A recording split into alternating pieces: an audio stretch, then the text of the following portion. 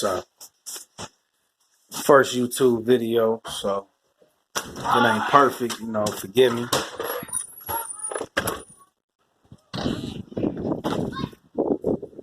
It's your boy Kane, you know what I'm saying?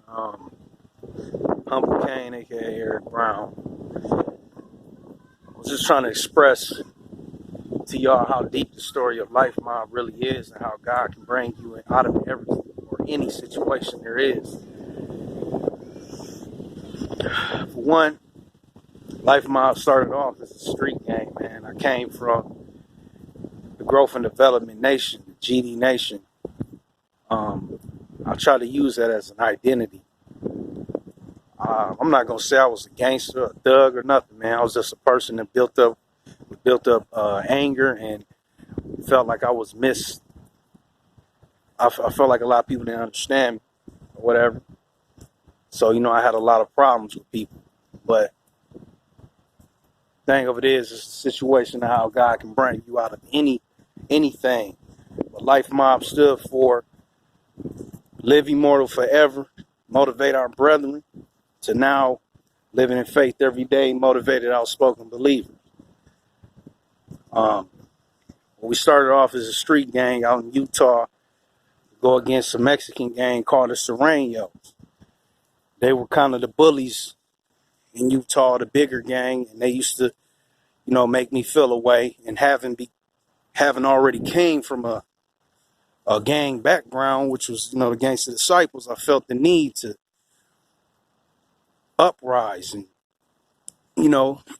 make my own clique. So I ended up getting my own set, which was Life MoB Disciples. And a lot of people joined.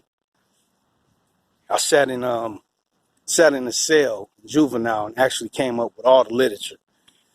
And for a kid to be 17, man, it was very knowledgeable, and I just had a lot of charisma, and people wanted to follow. So as we got bigger and grew, we started getting into it with a lot of other gangs, and it was a lot of fights, and it just ended up being something that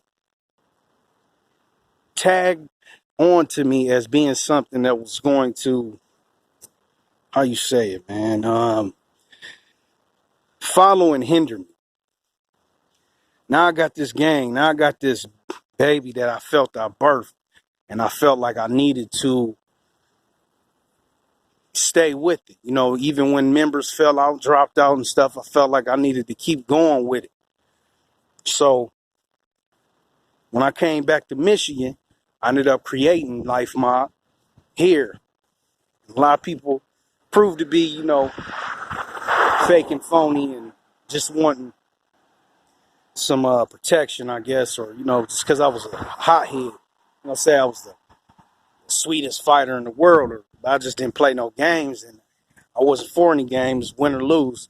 So, and I gave people that protection, man. That was God was installing in me the whole time, was that warrior spirit, but it was the spirit for him to develop that warrior spirit in me for him to do his will.